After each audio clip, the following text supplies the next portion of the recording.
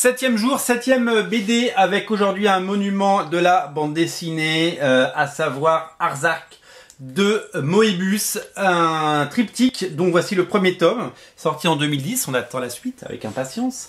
Ça s'appelle L'Arpenteur et le format est plus, ça rentre même pas dans le cadre, c'est plus grand qu'une BD. Ça fait 72 pages et c'est un monument du maître Moebius à découvrir ou à redécouvrir.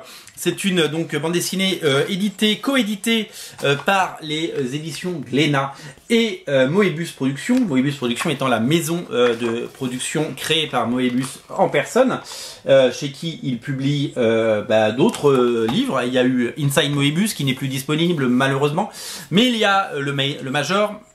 Il y a La Faune de Mars et 40 Days dans le futur B. Ça, c'est produit par Moebius. Ce n'est pas vendu ou ce n'est pas édité par Glénat ou les Humanoïdes Associés ou n'importe quel autre éditeur qui a pu travailler avec Moebius. C'est donc des productions maison avec des inédits, des choses rares et une distribution sélective. Hein. C'est-à-dire que c'est pas des livres que vous retrouverez en bas de chez vous. C'est pas des bouquins qu'on trouve partout. C'est un choix de la part des éditions Moebius. Chaque tirage est limité, autour de 2 ou 3 000 exemplaires, avec évidemment points de vente triés sur le volet. Si dans une rue il y a 3 librairies, eh bien les 3 librairies ne l'auront pas. Le but est de créer de la rareté et de faire plaisir aux amoureux et aux collectionneurs de Moebius. Ils sont nombreux partout dans le monde. Moebius est un dessinateur français qui a un rayonnement international. Il fait partie des grands maîtres de la bande dessinée. Il est connu dans le monde entier, respecté. Il fait partie évidemment des trésors nationaux, il fait partie du patrimoine et les auteurs du monde entier, que ce soit au Japon avec Miyazaki, il y a eu une exposition Miyazaki Moebius il y a presque vingtaine d'années, et que ce soit aux États-Unis où il a travaillé pour Marvel notamment. Vous vous souvenez peut-être qu'il a travaillé sur le Silver Surfer, bien entendu, le surfeur d'argent avec Stan Lee, qui est réédité dans une magnifique édition chez Panini. Eh bien, Moebius a une carrière internationale rare dans ce milieu et une vraie reconnaissance. Alors aujourd'hui, il n'est plus, il nous a quittés malheureusement, mais son œuvre demeure et c'est ça qui est merveilleux. Et nous, on est ravis sur originalcomics.fr d'avoir ces bouquins, le Major, enfin tous les bouquins édités ou coédités par Moebius Productions, et évidemment, comme avant tout on est un site de comics, vous le savez, eh bien nous avons aussi évidemment le Stan Lee, nous avons évidemment le Silver Surfer. Alors Arzark, c'est quoi? C'est c'est la synthèse de tout ce qui fait que Moebius est un génie. C'est un génie du dessin, c'est un génie du storytelling, et c'est un créateur de monde. C'est quelqu'un qui est capable de nous transporter, de nous faire voyager à travers ses dessins. Il crée de la faune, il crée de la flore, il crée des planètes, il crée des univers, des héros, et toujours avec cynisme, toujours avec un second degré, avec beaucoup d'humour, avec beaucoup de détachement, et il est capable de mêler justement ces univers merveilleux, poétiques et imaginaires avec évidemment de la science-fiction pure et dure, bien entendu, et donc qu'on sait qu'il sait et qu'il dessine magnifiquement tout ce qui est vaisseau, tout ce qui est conquête spatiale. D'ailleurs, Arzark s'ouvre sur un mystère. En fait, il y a 2 histoires en parallèle qui seront certainement liées à partir d'un moment, vous le découvrirez.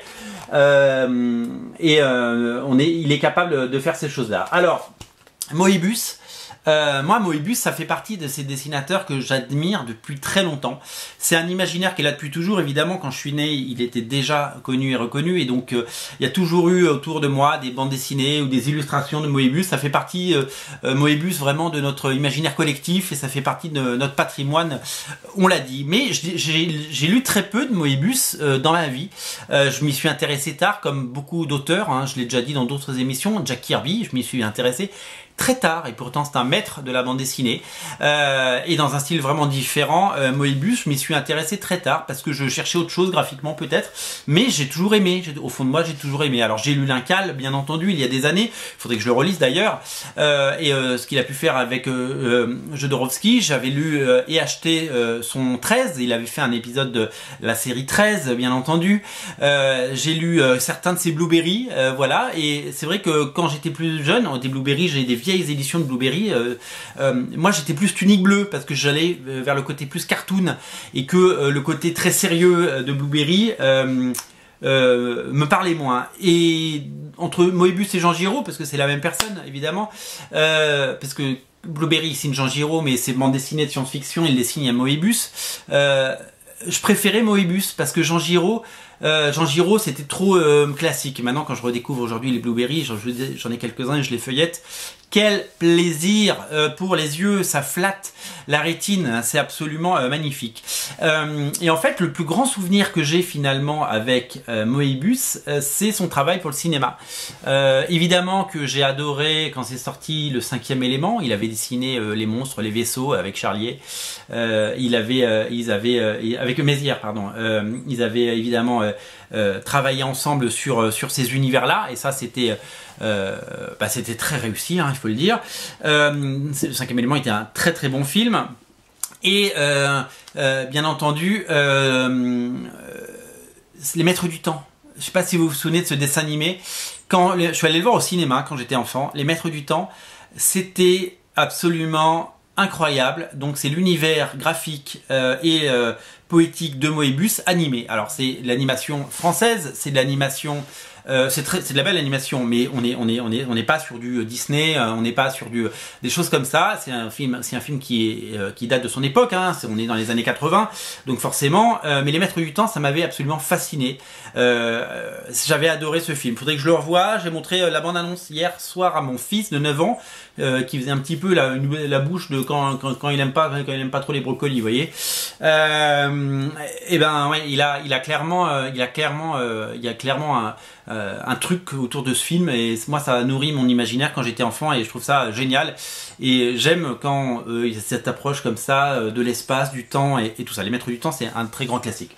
Pour revenir à Arzark, Arzark c'est quoi? C'est un voyage, c'est un voyage absolument fou. Donc ça suit donc ce personnage qui s'appelle Arzark, qui est une espèce c'est très réducteur, de shérif, non, mais j'ai envie de dire que c'est un observateur, c'est un contemplatif.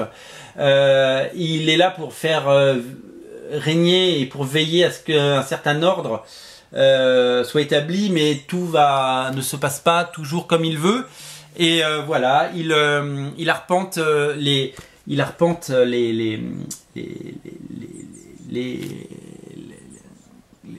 paysages. J'arrive pas à sortir le mot paysage. Il arpente les paysages de cette planète qui s'appelle Tassili, où habitent les Werg. Les Werg, je pense qu'on dit les Werg. Et donc, il est là pour protéger un peu, pour veiller et tout ça. Et ça l'emmène de pas à pas dans des aventures qu'il n'avait pas décidées. Et ça lui... Voilà, c'est un véritable... voyage absolument fou, parce que comme seul Moebius est capable d'en proposer, bien entendu, et donc on suit ses aventures. Il est sur son animal, une espèce d'animal pseudo-mécanique, mais pas que, qui l'emmène partout, et qui prend soin de lui aussi, et qui rappelle aussi évidemment toute la poésie de Miyazaki avec Nausicaa.